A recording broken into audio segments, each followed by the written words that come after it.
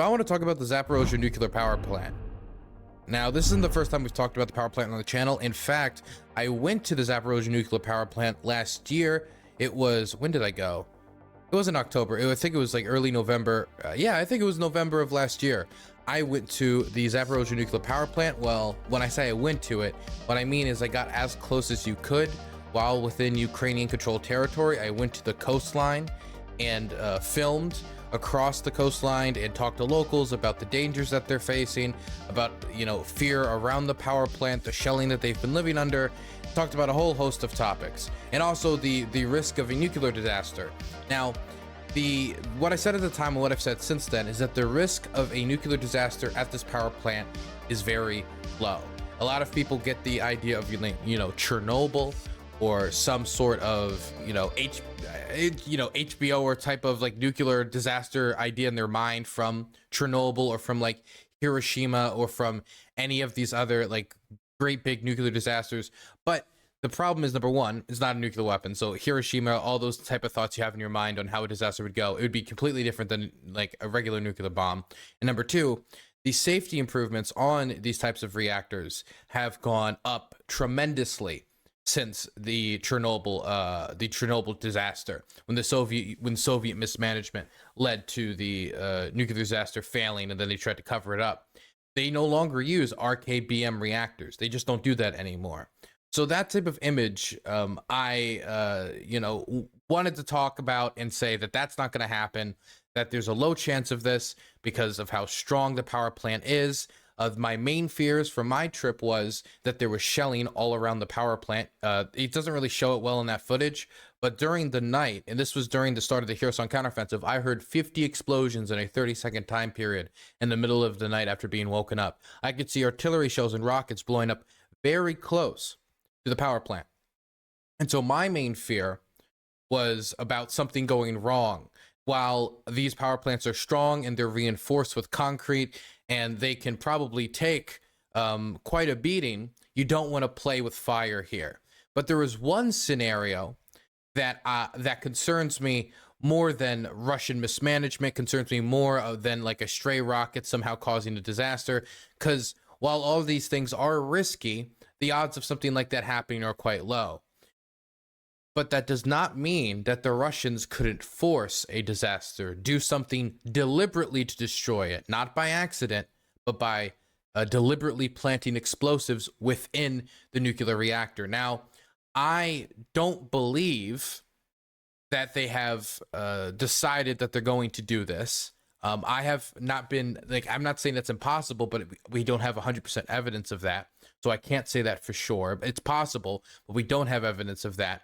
But we do know that the Russians have placed weapons within the power plant before. In fact, we knew it when I was doing this report here. So we've known this for a very long time, almost a year now. And IAEA officials and others have confirmed that there were mines placed in the perimeter of the power plant and in some locations inside it even. Not like stacked on top of next to a reactor to cause a disaster, but that they did have explosives in the nuclear reactor. And this isn't the only evidence that's come forward. We've had staff at the power plant record from inside, like just rows of Russian trucks and Russian military gear in there. But the reason we're talking about this again isn't to rehash this old stuff. Oh my God, this was goofy. I was told to do this. I was told to bring this. God, I can't believe I'm forgetting what it's called. You know, the thing that measures radiation, and somebody's gonna call a Geiger counter, and like kind of like just wave it around, or like just to have something in the video to show that I did it. It was really goofy. I shouldn't have done it. I mean, it's something to do in the video, but I was much more interested in meeting the locals, which we did here. But the reason we're talking about this again is because Zelensky, and he isn't the first person to come out and say this. In fact, Budanov, which is the intel chief in Ukraine, has warned of this as well. In fact, he warned about it earlier this month, like 3 days ago, while Zelensky warned about this yesterday. And it isn't the first time we've heard about these concerns. Otherwise, we've heard about this a few months ago as well. But Zelensky has come out with a statement saying he's received another report from their intelligence, from Ukrainian intelligence and the SBU, the security service, that the Russians are planting explosives around the power plant to set it up for a nuclear disaster. Let's read this tweet. Intelligence has received information that Russia is considering a scenario of a terrorist attack on the Zaporizhzhia nuclear power plant, a terrorist attack with radiation leakage. They have prepared everything for this. Now, when I said that they haven't decided to do it, that we don't have evidence that they've decided to do it, but Zelensky is saying that they're considering to do it due to intelligence he's received. Unfortunately, I have repeatedly had to remind that radiation has no state borders. I think he's trying to say he's repeatedly had to remind the world that radiation has no state borders. Actually, this isn't really a fun fact, I guess more of a dreary fact. The reason we know about Chernobyl isn't because the Soviet Union came out and was like, I'm going to leak everything. We're going to tell everybody. We're going to tell the world for everybody's well-being. It was because Swedish scientists actually picked it up, like hundreds upon hundreds. No, actually, I think thousands of miles away. Stockholm, they were able to detect the radiation, and that kind of blew the lid on the whole operation. And that shows that radiation can certainly spread.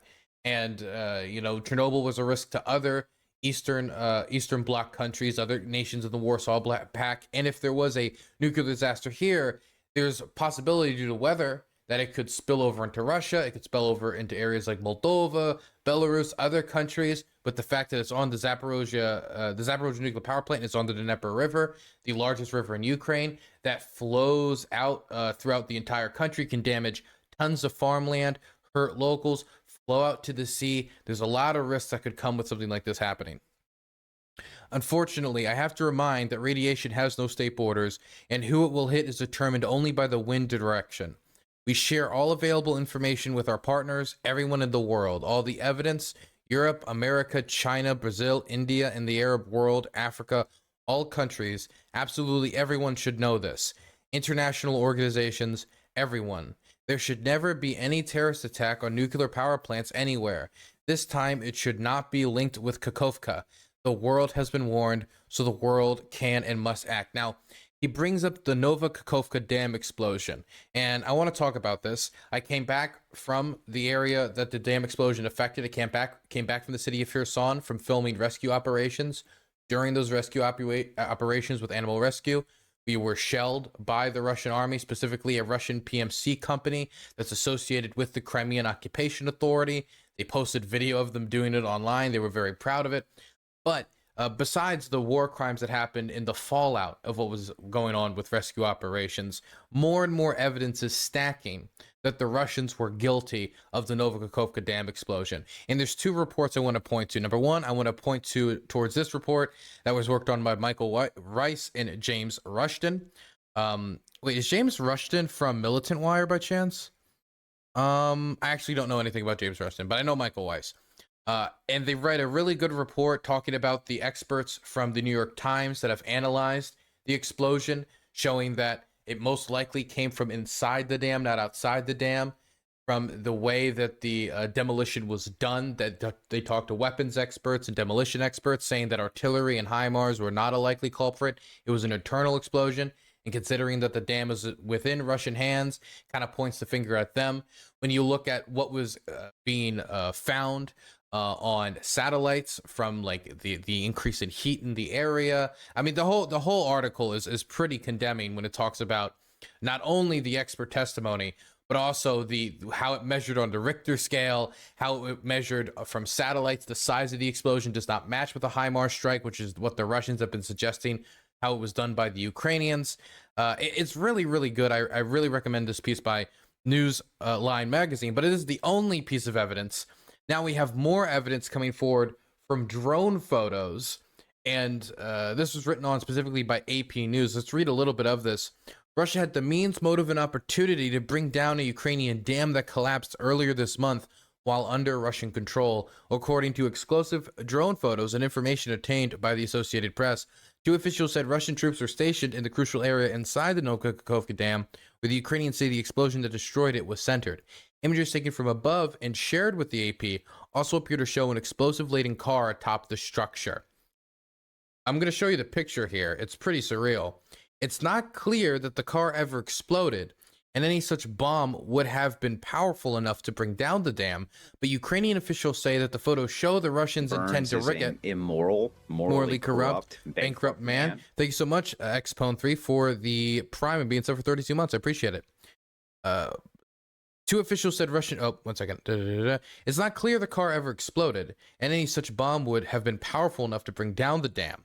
But Ukrainian officials say the photos show the Russians' intent to rig it, and that they had access and control to do so.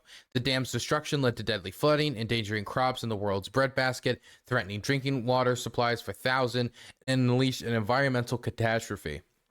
Here is... Oh, sorry, that's a script for a video I'm working on. This is the picture of the car. If you zoom in, you can see like a drum barrel in there that is that AP is saying is filled with explosives and shows an intent to rig it. Now, still, this is not like a video confession of the soldier saying, "Look, we did it. Here's the photos of us doing it." There has been some stuff intercepted by the SBU where soldiers are openly talking about doing it. But again, it's intercepts from the SBU, and while that is damning evidence, it's still from the Ukrainian government, and you do need to treat one of the warring parties providing evidence with a level of caution, with a level of journalistic rigor. But what I am trying to point to here is that even if you don't believe this is enough evidence that the Russians did it, or that you still need to see more, the least I want to tell you is that the Russians were perfectly capable of doing this. There's a lot of evidence implicating them in doing this, and there was interest in them doing this when it comes to stopping a Ukrainian crossing across Kherson, when it comes to the Russians wanting to stop a possible Ukrainian counteroffensive from crossing the Dnieper and allowing them to free up more soldiers to go to Zaporizhzhia, right? I'm not saying that that's 100% what happened. We don't have all the evidence to prove it, but the evidence at this point does feel a little overwhelming. And so, while we don't have 100% evidence, for a moment, if we believe that they did it, or there's really good reason, which there is, to believe that the Russians did it, that shows that they're willing to unleash horrific conditions to the local population, which we already knew, but they're willing to do it on a grand environmental scale as well, participate in what is basically ecocide of the local Ukrainian environment in order to get some strategic gain. Now, if that is true, then the risk of them doing something like this or making a decision to do something like this is significant. And these Ukrainian reports from the Ukrainian government, which we're going to listen to Zelensky talk about in a moment, need to be heavily considered. Even on its own merit, it needs to be heavily considered. But when you take this in the grand scheme of things, when we're talking about the Novokakhovka Dam explosion and the evidence that's piling up there, then this most certainly needs to be taken into consideration by the international community, and the world needs to keep a close eye on it. And the IAEA, the International Atomic Energy Commission, needs to double its monitoring efforts in the area and make sure that they have access to as many restricted areas as possible, 24/7 access. Okay, let's listen to what Zelensky has to say. Дорогі українці, українки, і всі люди. Oh, okay, speaking Ukrainian. So we are going to I'm gonna try to translate what he says, or at least say it, because I know a lot of people just listen to the stream and they don't watch the stream. Dear Ukrainians and all the people of the world, all of them, I emphasize this. You have just had a report from our intelligence, the Security Service of Ukraine. 2 points.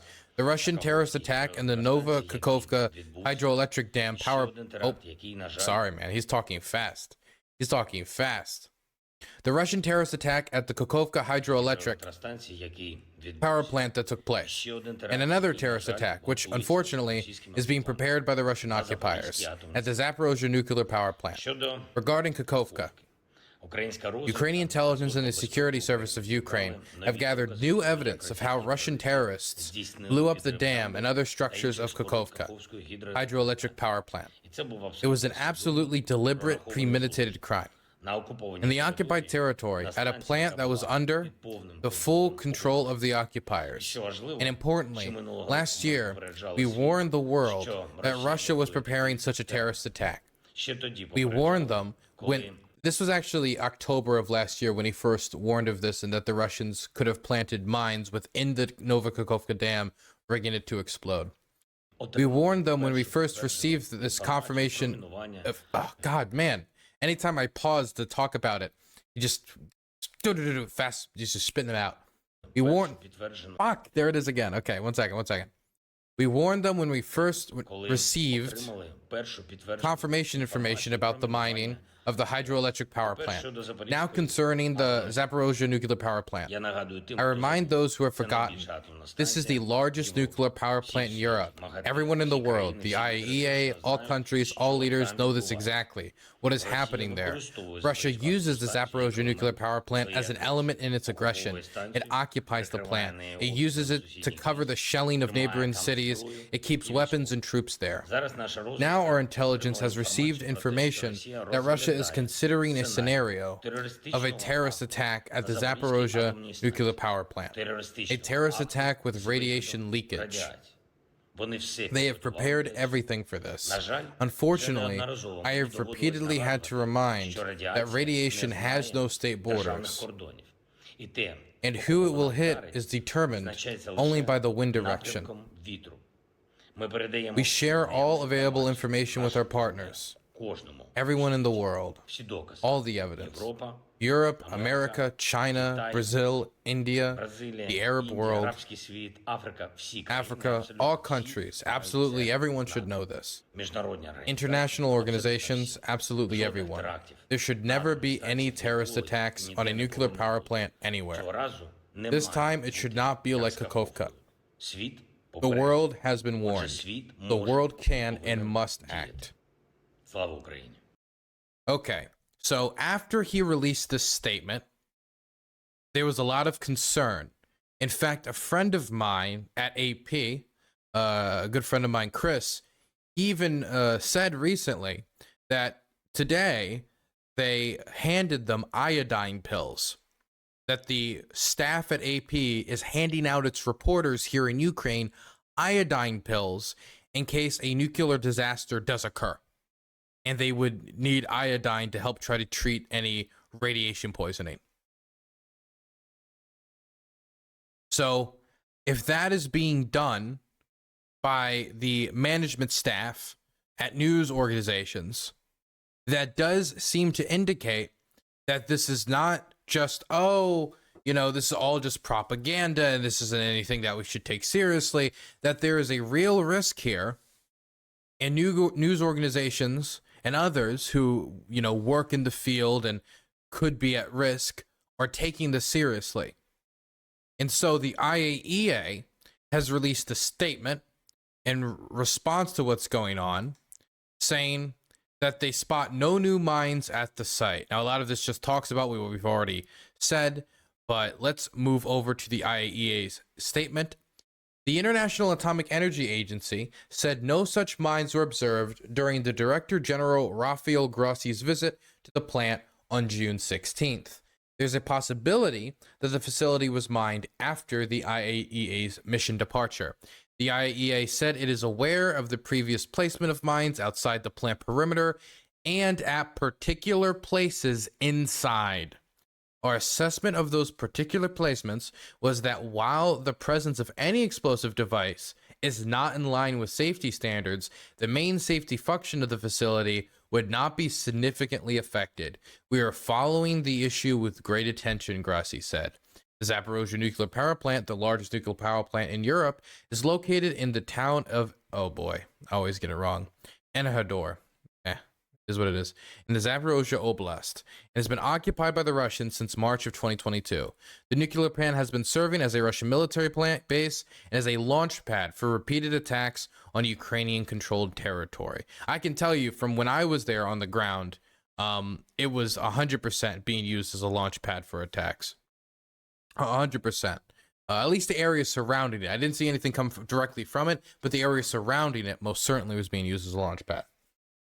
So, what do we have to say about this? Well, first off, of course, the IAEA could have missed it. They could have placed it once they had left. But ultimately, the accusation isn't even, oh, once you guys left, they started planting the bombs. It's that they're considering doing this, that the Russians are considering starting a man-made nuclear disaster at the power plant for their own gain. Now, what would the purpose of something like this be? What would be the purpose of something like this? Well, the risk of using a nuclear bomb by the Russians so far is unbelievably low. And when we say unbelievably low, it's unbelievably low compared to how the media talks about it. Not to say it's impossible, not to say that there's no risk whatsoever that we should take seriously, but compared to how it's been talked about in much of the press, it is very low. Some people try to make it sound like we're like 40% or 50% of the way there, or so, like, you know, at a hair's breadth, the world could end. While there is a risk there, it is relatively low due to the fact that the Russians haven't made any significant steps towards the use of nuclear weapons, as in they're moving them into position, or we have any reason to believe that they're actually like going to hit the button. There has been no indication from either their public statements or anything of that. And now you could say, what do you mean? They've been extremely, you know, aggressive in how they've released statements. Listen to the specifics of how they talk about it. It's always, we reserve the right, or we could, but there's never any red lines or we are going to. There's never any statements like that that you would assume would come before a nuclear strike would happen. Not necessarily, but if they were posturing to get the most effect out of their saber rattling before resorting to one of these weapons, you would expect more statements like that. And they haven't done the physical motions to do it either. And the American government's response has been pretty muted, as in we haven't seen them like shifting their nuclear weapons into a place to respond. And this all comes from, most likely at least, of course I'm not in the head of Vladimir Putin, the fact that, number one, it wouldn't be that effective to use a nuclear power plant, nuclear weapon in the field when it comes to changing the balance of power, unless you used a lot of them.